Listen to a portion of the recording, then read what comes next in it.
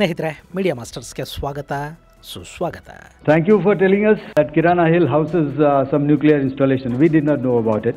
We've not hit Kirana Hills, whatever is there. I did not brief in my briefing yesterday. Thank you. ಗೆಳೆಯರೆ, ನೀವಾಗಲೇ ಕೇಳಿಸ್ಕೊಂಡ್ರಲ್ಲ air marshal AK. ಭಾರತಿಯವರ ಮಾತುಗಳನ್ನ.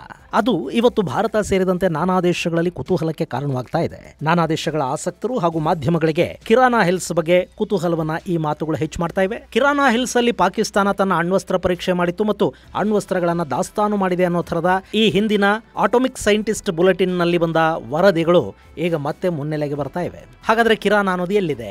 ಅದರ ವಿಶೇಷ ಏನು? ಅಲ್ಲಿ ನಿಜಕ್ಕೂ ಏನಿದೆ ಮತ್ತು ಏನಾಗಿದೆ? ಅಕಸ್ಮಾತ್ ಅಣ್ವಸ್ತ್ರಗಳ ದಾಸ್ತಾನಿನ ಮೇಲೆ ದಾಳಿ ಆದ್ರೆ ಅಲ್ಲಿ ದೊಡ್ಡ ಸ್ಫೋಟ ಉಂಟಾಗಬೇಕಿತ್ತ? ಪಾಕಿಸ್ತಾನದ ಅಣ್ವಸ್ತ್ರಗಳೇ ಅಪಾಯದಲ್ಲಿವೆಯಾ ಅನ್ನೋ ಬಗ್ಗೆ ಒಂದಷ್ಟು ಮಾಹಿತಿಯನ್ನ ನಾವಿಲ್ಲಿ ನೋಡೋಣ.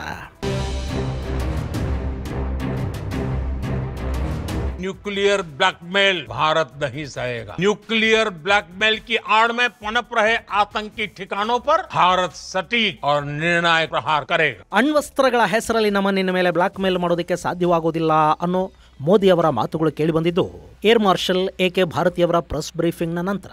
ಅವರು ಕಿರಾನಾ ಎಲ್ಲಿದೆ ನಮಗೆ ಗೊತ್ತೇ ಇಲ್ವಲ್ಲ, ಅದರ ಬಗ್ಗೆ ನಾವಲ್ಲಿ ಯಾವ ದಾಳಿನೂ ಮಾಡಿಲ್ವಲ್ಲ ಅಂತ ಕ್ರಿಪ್ಟಿಕ್ ಆಗಿ ಹೇಳಿಕೆಯನ್ನು ಕೊಡ್ತಾ ಇದ್ರೆ ಅವರ ಮುಖದಲ್ಲಿ ಸಣ್ಣದೊಂದು ನಗು ಕಾಣ್ತಾ ಇತ್ತು. ಅದಾದ ಕೆಲವೇ ಗಂಟೆಗಳ ನಂತರ ಪ್ರಧಾನಿ ನರೇಂದ್ರ ಮೋದಿ ಇನ್ಮೇಲೆ ಬ್ಲಾಕ್ ಮೇಲ್ ಮಾಡೋದಕ್ಕೆ ಪಾಕಿಸ್ತಾನಕ್ಕೆ ಸಾಧ್ಯ ಆಗೋದಿಲ್ಲ ಅಂತ ಹೇಳಿದ್ರು.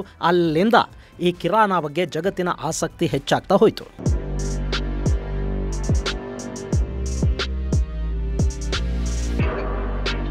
ಗೆಳೆಯರೆ, ನೀವಿಲ್ಲಿ ನೋಡ್ತಾ ಇದ್ದೀರಲ್ಲ, ಇದು ಕಿರಾನಾ ಹಿಲ್ಸ್.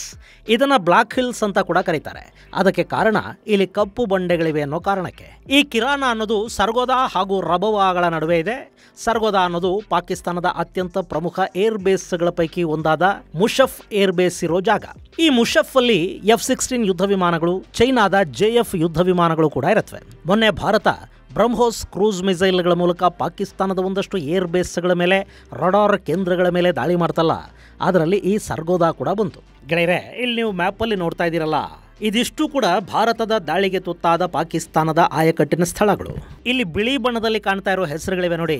ಮರ್ಕಾಜ್ ಅಬ್ಬಾಸ್, ಮರ್ಕಜ್ ರಾಹಿಲ್, ಮರ್ಕಜ್ ಅಹ್ಲೆ ಅದಿತ್, ಮೆಹಮೂನಾ ಜೋಯಾ, ಸಿರ್ಜಾಲ್, ಮರ್ಕಾಜ್ ತೈಬಾ, ಶವಾಯಿ ನಲ್ಲಾ ಕ್ಯಾಂಪ್, ಮರ್ಕಾಜ್ ಸೈದ್ನಾ ಬಿಲಾಲ್, ಮರ್ಕಾಜ್ ಸುಬಾನಲ್ಲಾ. ಇವೆಲ್ಲ ಕೂಡ 7ನೇ ತಾರೀಕು ರಾತ್ರಿ ಬಲಿಯಾದ ಭಯೋತ್ಪಾದಕ ಶಿಬಿರಗಳಾದ್ರೆ, ಹಳದಿ ಬಣ್ಣದಲ್ಲಿ ನೋಡ್ತಾ ಇದ್ದೀರಲ್ಲ, ನೂರ್ ಖಾನ್, ಮುರೀದ್, ಸರ್ಗೋದಾ, ಗುಜರನ್ವಾಲಾ, ರಫೀಕಿ, ರಹೀಮ್ ಯಾರ್ ಖಾನ್, ಜಾಕೋಬಾಬಾದ್, ಸುಕೂರ್, ಭೋಲಾರಿ, ಮಲೀರ್ ಕಂಟೋನ್ಮೆಂಟ್, ಲಾಹೋರ್, ಚುನಿಯಾನ್, ಪರೂರ್ ಇವೆಲ್ಲ ಪಾಕಿಸ್ತಾನದ ಸೇನೆಯ ಆಯಕಟ್ಟಿನ ಜಾಗಗಳು.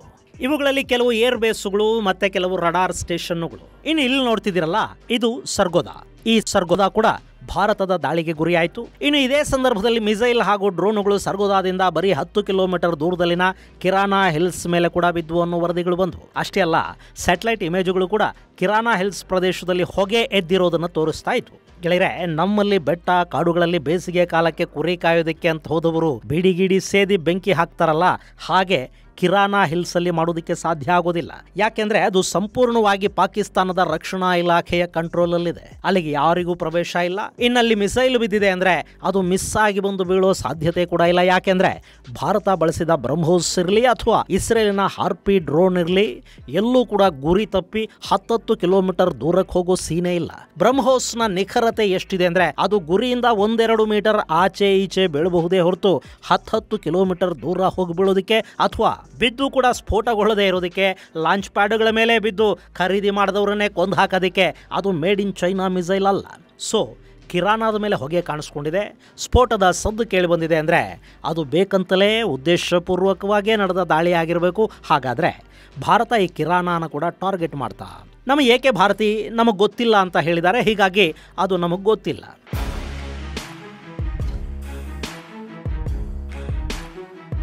ಗೆಳೆಯರೆ, ಈ ಕಿರಾನಾದಲ್ಲಿ ಅಂಥದ್ದೇನಿದೆ?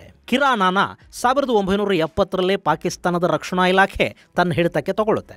ಆಟೋಮಿಕ್ ಸೈಂಟಿಸ್ಟ್ ಬುಲೆಟಿನ್ 2003ರಲ್ಲಿ ಪ್ರಕಟಿಸಿದ ಲೇಖನವೊಂದರಲ್ಲಿ ಈ ಕಿರಾನಾ ಬೆಟ್ಟಗಳನ್ನು ಪಾಕಿಸ್ತಾನ 1983ರಿಂದ 1990ರವರೆಗೆ ತನ್ನ ಅಣು ಪರೀಕ್ಷೆಗಳಿಗೆ ಸಬ್ ಕ್ರಿಟಿಕಲ್ ಟೆಸ್ಟ್ಗಳಿಗೆ ಬಳಕೆ ಮಾಡ್ತು ಅಂತ ಹೇಳಲಾಗಿದೆ ಅಂತ ಫಸ್ಟ್ ಪೋಸ್ಟ್ ವರದಿ ಮಾಡಿದೆ. ಇನ್ನು ಅಮೆರಿಕದ ಸ್ಯಾಟಲೈಟ್ಗಳು ಕೂಡ ಈ ಕಿರಾನಾದಲ್ಲಿ ನ್ಯೂಕ್ಲಿಯರ್ ಪರೀಕ್ಷೆ ನಡೆದ ಬಗ್ಗೆ ಒಂದಷ್ಟು ಮಾಹಿತಿಯನ್ನು ಅವತ್ತಿಗೆ ಕೊಟ್ಟಿದ್ವಂತೆ. ಒಟ್ಟಾರೆ ಇದು ನ್ಯೂಕ್ಲಿಯರ್ ಜೊತೆ ಸಂಬಂಧವನ್ನು ಹೊಂದಿದ್ದ ಪ್ರದೇಶ ಆಗಿತ್ತು. ಇನ್ನು ಆಟೋಮಿಕ್ ಸೈಂಟಿಸ್ಟ್ ಬುಲೆಟಿನ್ ಪ್ರಕಾರ ಇಲ್ಲಿ ಪಾಕಿಸ್ತಾನ ತನ್ನ ನ್ಯೂಕ್ಲಿಯರ್ ಸ್ಟೋರೇಜ್ಗೆ ಕೂಡ ಒಂದಷ್ಟು ವ್ಯವಸ್ಥೆಯನ್ನ ಮಾಡಿಕೊಂಡಿತ್ತು ಅಂತ ಹೇಳಲಾಗಿದೆ. ಈ ಕಿರಾನ ಅನ್ನೋದು ಎಷ್ಟು ಆಯಕಟ್ಟಿನ ಜಾಗದಲ್ಲಿದೆ ಅಂದ್ರೆ ಇದು ಸರ್ಗೋದಾ ಏರ್ಪೋರ್ಟ್ನಿಂದ 10 ಕಿಲೋಮೀಟರ್ ದೂರದಲ್ಲಿದೆ. ಸರ್ಗೋದಾ ಅಮೆರಿಕದ F-16 ಯುದ್ಧ ವಿಮಾನಗಳಿರುವ ಏರ್ಬೇಸು. ಪಾಕಿಸ್ತಾನ ತನ್ನ ಅಣ್ವಸ್ತ್ರಗಳನ್ನು ಅವತ್ತಿಗೆ F-16 ಮೂಲಕವೇ ಉಡಾಯಿಸಬೇಕಿತ್ತು. ಬೇರೆ ಇನ್ಯಾವ ಭರವಸೆಯ ಯುದ್ಧ ವಿಮಾನನೂ ಅವ್ರ ಬಳಿ ಇರಲಿಲ್ಲ. ಹೀಗಾಗಿ ಕಿರಾನಾದಲ್ಲಿ ಸ್ಟೋರೇಜ್ ಅನ್ನು ಮಾಡ್ಕೊಂಡಿರಬೇಕು, ಅಥವಾ ಕಿರಾನಾದಲ್ಲಿ ಸ್ಟೋರೇಜ್ ಮಾಡಿದ ಕಾರಣಕ್ಕೇನೆ ಈ ಸರ್ಗೋದಾದ ಮುಷಫ್ ಬೇಸಲ್ಲಿ F-16 ಅನ್ನು ಅವರು ಇಟ್ಟುಕೊಂಡಿರಬೇಕು ಅನ್ನೋದು ಒಂದು ವಾದ. ಹಾಗೆ ಪಾಕಿಸ್ತಾನದ ಕುಶಾಬ್ ನ್ಯೂಕ್ಲಿಯರ್ ಕಾಂಪ್ಲೆಕ್ಸ್ನಿಂದ ಇದು ಸುಮಾರು 75 ಕಿಲೋಮೀಟರ್ಗಳ ದೂರದಲ್ಲಿದೆ. ಹೀಗಾಗಿ ಈ ಕಿರಾನ ಬಗ್ಗೆ ಸಾಕಷ್ಟು ಅನುಮಾನಗಳು, ಕುತೂಹಲಗಳು ಇವೆ. ಜೊತೆಗೆ ಭಾರತೀಯ ಪಡೆಗಳಿಗೆ ಪಾಕಿಸ್ತಾನದ ಬಗ್ಗೆ ಎಷ್ಟು ಮಾಹಿತಿ ಇದೆ ಅಂದರೆ ಅವರು ಎಲ್ಲೆಲ್ಲಿ ಯಾವ್ಯಾವ ಆಯುಧಗಳನ್ನು ಇಟ್ಕೊಂಡಿದ್ದಾರೆ ಅನ್ನೋ ಪ್ರತಿಯೊಂದು ಮಾಹಿತಿ ಕೂಡ ಭಾರತಕ್ಕೆ ಗೊತ್ತಿರೋದೆ. ಹೀಗಾಗಿ ಕಿರಾನ ಮೇಲೆ ಭಾರತ ದಾಳಿ ಮಾಡಿದರೆ ಆಶ್ಚರ್ಯ ಪಡಬೇಕಾದ ಅಗತ್ಯ ಏನಿಲ್ಲ. ಇನ್ನು ಈ ಬೆಟ್ಟದಲ್ಲಿ ಸುಮಾರು 10 ನೆಲದಾಳದ ಟನಲ್ಗಳನ್ನು ಪಾಕಿಸ್ತಾನ ನಿರ್ಮಾಣ ಮಾಡಿಕೊಂಡಿದೆ. ಅಲ್ಲಿ ನ್ಯೂಕ್ಲಿಯರ್ ವಾರ್ ಹೆಡ್ಗಳನ್ನು ದಾಸ್ತಾನು ಮಾಡಿದ್ದಾರೆ. ಜೊತೆಗೆ ಅಲ್ಲೇ TAL ಅಂದರೆ ಟ್ರಾನ್ಸ್ಪೋರ್ಟ್ ಎರೆಕ್ಟ್ ಮತ್ತು ಲಾಂಚರ್ ಗ್ಯಾರೇಜ್ ಕೂಡ ಇದೆ ಅಂತ ಹೇಳಲಾಗುತ್ತೆ. ಇಲ್ಲಿ ಇಂಥ ವ್ಯವಸ್ಥೆ ಮತ್ತು ಸ್ಟೋರೇಜ್ ಇರೋ ಕಾರಣಕ್ಕೇನೆ ಪಾಕಿಸ್ತಾನ ಈ ಕಿರಾನಾ ಹಿಲ್ಸ್ ಅಲ್ಲಿ ತನ್ನ ಒಂದು ರಡಾರ್ ಸ್ಟೇಷನ್ ಅನ್ನು ಕೂಡ ಹೊಂದಿದೆ ಮತ್ತು ಚೈನಾದ M11 ಮಿಸೈಲ್ಗಳನ್ನು ಕೂಡ ಇಲ್ಲೇ ಇಟ್ಟಿದ್ದಾರೆ ಅಂತ ಕೂಡ ಹೇಳಲಾಗುತ್ತೆ.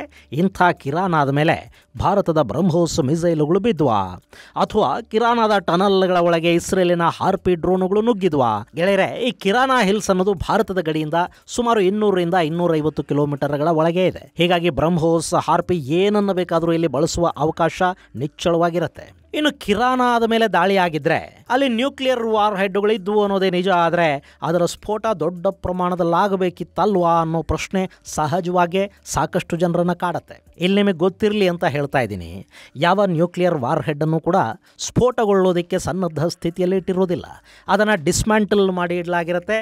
ಒಂದು ಅಣುಬಾಂಬ್ ಸ್ಫೋಟ ಆಗಬೇಕು ಅಂದರೆ ಅಲ್ಲಿ ಪ್ರೆಷರ್, ಹೀಟ್ ಮತ್ತು ಟ್ರಿಗರ್ ಈ 3 ಬೇಕಾಗತ್ವೆ.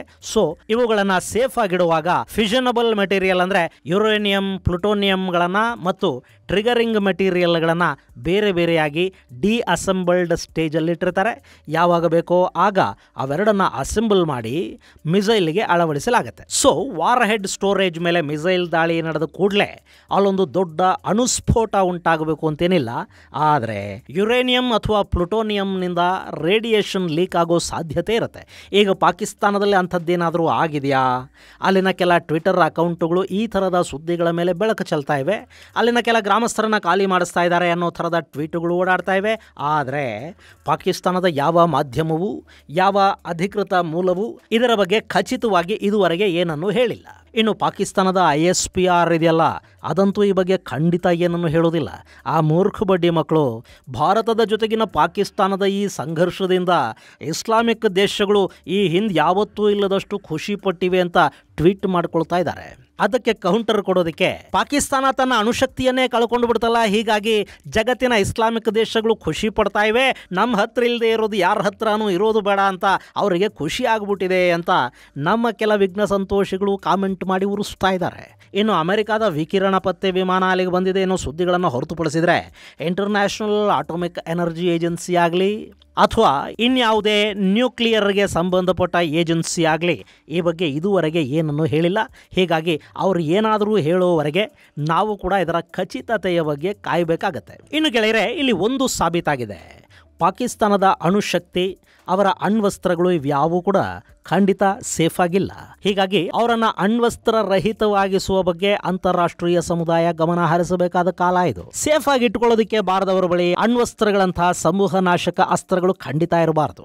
ಇನ್ನು ಈ ಪಾಕಿಗಳು ಅಣ್ವಸ್ತ್ರಗಳನ್ನು ಸಿದ್ಧ ಮಾಡ್ಕೊಳ್ತಾ ಇದ್ದ ಸಂದರ್ಭದಲ್ಲೇ ಇಸ್ರೇಲ್ ಅವುಗಳನ್ನು ನಾಶ ಮಾಡಿಬಿಡೋದಕ್ಕೆ, ಪಾಕಿಸ್ತಾನದ ಅಣುಕೇಂದ್ರಗಳ ಮೇಲೆ ದಾಳಿ ಮಾಡೋದಕ್ಕೆ ಸಿದ್ಧ ಆಗಿತ್ತು. ಹೇಗೆ ಅವರು ಈಗ ಇರಾನ್ ಅನ್ನ ಅಣುಶಕ್ತ ಆಗದ ಹಾಗೆ ತಡೀತಿದಾರೋ ಅದೇ ಕೆಲಸವನ್ನ ಅವತ್ತು ಪಾಕಿಸ್ತಾನದ ವಿಷಯದಲ್ಲಿ ಕೂಡ ಮಾಡೋದಕ್ಕೆ ಇಸ್ರೇಲ್ ಎಲ್ಲ ಸಿದ್ಧತೆಗಳನ್ನು ಮಾಡಿಕೊಂಡಿತ್ತು. ಆದರೆ ಅವತ್ತಿನ ಭಾರತದ ಸರ್ಕಾರ ಪಾಕಿಸ್ತಾನದ ಮೇಲೆ ಕಾರ್ಯಾಚರಣೆಯನ್ನ ಮಾಡೋದಕ್ಕೆ ಇಸ್ರೇಲಿಗೆ ಅನುಮತಿಯನ್ನ, ಸಹಕಾರವನ್ನ ಕೊಡಲಿಲ್ಲ.